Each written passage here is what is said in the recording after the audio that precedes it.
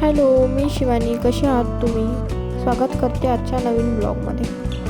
खरं तर आज मी खूप दिवसांनी व्हॉइस ओव्हर करते, त्यामुळे थोडी धाकधूक होते.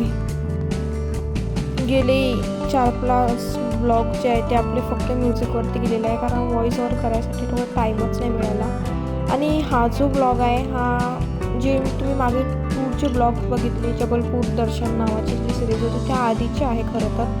पण त्यानंतर हे इव्हेंट आणि टूर वगैरे झाला, त्यामुळे ब्लॉग टाकायला एडिट करायला वेळच नाही मिळाला. त्यामुळे हे ब्लॉग्स आहेत कॉलेज इव्हेंट जो होता आमचा कॉलेज फेस्ट होता त्यामधला. खरं तर आणखी एखादा ब्लॉग येईल याचा. ही जी डेकोरेशनची प्रोसेस होती किंवा आम्ही काय बनवलं, कशापासून बनवलं, कसं बनवलं, हे खरं तर मला तुम्हाला डिटेलमध्ये दाखवायचं होतं. पण ते काही कारणामुळे शक्य झालं नाही, कारण आमच्याकडे मॅनपॉवर कमी आहे, त्यामुळे कामं जास्त करावं लागतात आणि शूट करणारं कोणी राहत नाही, त्यामुळे दाखवू शकतो. पण तुम्हाला डेकोरेशनमधून काहीही विचारायचं असेल तर तुम्ही विचारू शकता कमेंट्समध्ये. आणि आम्ही जे डेकोरेशन केलं आहे ते तुम्ही तुमच्या घरी कोणता इव्हेंट असला, लाईक बर्थडे पार्टीज वगैरे किंवा हळद, मेहंदी, संगीत वगैरे, यात थोडेफार चेंजेस करून तुम्ही असं डेकोरेशन करू शकता. जसं तुम्हाला हे जे दिसतं आहे हे आमच्याकडे नव्हतं. जे मंडप डेकोरेशनचं कॉन्ट्रॅक्ट दिलेलं होतं त्यांनीच हे सर्व करून दिलेलं आहे. आणि ही जी आहे ही आमची मागच्या 10 दिवसांपासून तयारी चालू होती आणि लास्ट डे पण लास्ट मोमेंटची तयारी आहे ही. जसं की उद्या स्टॉल्स लागणार आहेत ते पण मी तुम्हाला दाखवेल. आर्किटेक्चर डिपार्टमेंटचं आर्ट फेस्ट कसं असतं ते पण मी तुम्हाला दाखवेल. तर त्याची तयारी आहे. जे स्टॉल्सवर लागतात त्याचं नेमिंग वगैरे ते बनवलं आहे. त्यानंतर हे रागा अँड रॉक्सचं बनवलेलं आहे. थोडे छोटे कामं जे राहिले होते ते आम्ही करतो आहे. आजचा दिवस आहे तो 3 दिवसाचा इव्हेंट चालू होण्याच्या आधीचा दिवस आणि फाउंटेन आमच्या कॉलेजचं. इथे मी तुम्हाला थोडंसं कॉलेज कॅम्पस दाखवलेला आहे. तुम्हाला कॉलेज कसं वाटलं ते नक्की सांगा. याआधी पण तुम्ही बघितलं आहे पण मी विचारलं नव्हतं, त्यामुळे आज विचारते. आणि इकडे सगळी डेकोरेशनची तयारी वगैरे चालू आहे कॉलेज इव्हेंटच्या लगभग. इथे आमचा फोटो बूथ रेडी झालेला होता, म्हणून मी म्हटलं चला तुम्हाला दाखवतो.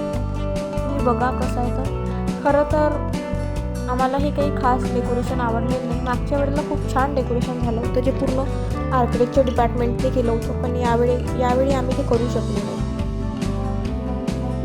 खरं तर हे लग्न वगैरे वाटत होतं. कोणाला आवडलं कोणाला नाही आवडलं, जाऊद्या ते आपापली त्याची पर्सनल चॉईस. त्यानंतर हे आमचं डिपार्टमेंट आहे. हे जे दिसतंय तुम्हाला हे डेकोरेशनवाल्यांनी करून दिलं होतं कलरफुलच्या रिबिनसाठी. आणि हे बाकीचं आम्ही करत होतो. हे आम्ही रिबिनचं बनवलं होतं. हां, आणि तुम्हाला थीम सांगायची राहिली. आमची आर्ट फेस्टची थीम होती स्क्विड गेम. खूप सगळ्यांना आवडली होती. आम्ही आमच्या परीने पूर्ण प्रयत्न केला आमचा 100% देण्याचा. डेकोरेशन वगैरे छोट्या गोष्टी राहिल्या, छोट्या गोष्टी झाल्या, काही गोष्टी झाल्या, काही गोष्टी सुटल्या. त्यानंतर ही जी आहे हे आम्ही पहिले ठरवलं होतं की प्रिंट वगैरे आणू म्हणून PU शीटवरती, पण त्यानंतर विचार केला कशाला उगाच बजेट कमी होतं, त्यामुळे आम्ही बनवलेलं आहे. मी तुम्हाला या पहिले दाखवलेलं होतं. या पहिलेच्या ब्लॉगमध्ये तुम्ही बघितलं असेल आम्ही कशाप्रकारे बनवलं ते. त्यानंतर हे स्क्विड गेम हे पण तुम्ही बघितलेलं आहे कशा प्रकारे बनवलं. आज ते फायनल झालं आणि फायनल आम्ही लावलेलं आहे. कसं दिसत आहे नक्की कमेंट करून सांगा. असं सुद्धा तुम्ही तुमच्या घरी तुमच्या मेहंदीसाठी किंवा काही बर्थडे पार्टीज असेल तर बर्थडे पार्टी किंवा मग कुणाचं नाव वगैरे घेऊ शकता, बनवू शकता. अगदी सोपं आहे. फक्त थोडीशी वेळ आणि मेहनत करावी लागेल, वेळ द्यावा लागेल. त्यानंतर कसं दिसतं हे जे डेकोरेशन केलेलं आहे ते हे आमच्या हा पूर्ण व्ह्यू आमच्या डिपार्टमेंटच्या समोरचा आहे. त्यानंतर आमचे काही इंजिनिअरिंगवाले फ्रेंड्स आले होते ते आम्हाला डेकोरेशनसाठी हेल्प करायला. आमचा काही हात पुरत जात नव्हते एवढ्यावरती तोरण वगैरे बांधायला. बघू शकताय तुम्ही, एक जण वरती गेलेला आहे फर्स्ट फ्लोअरला आणि एक जण खालून ते बांधतं आहे. त्यानंतर ते जात नव्हतं तर आम्ही अगदी पाशाच्या साहाय्याने ते वर टाकलं. कसं काय केलेलं आहे, कसं बांधलेलं आहे ते तुम्ही पुढे बघा आणि नक्की सांगा डेकोरेशन कसं झालं आहे ते.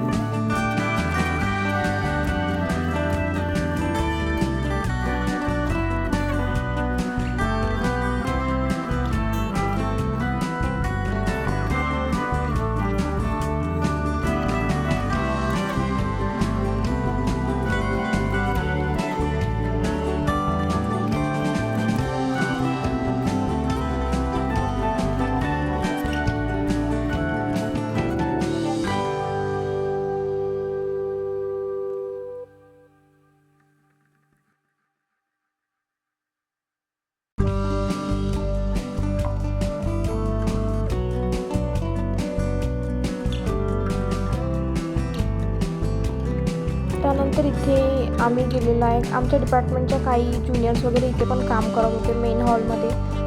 इथे उद्याचं इनॉग्रल होतं, त्याची तयारी चालू होती.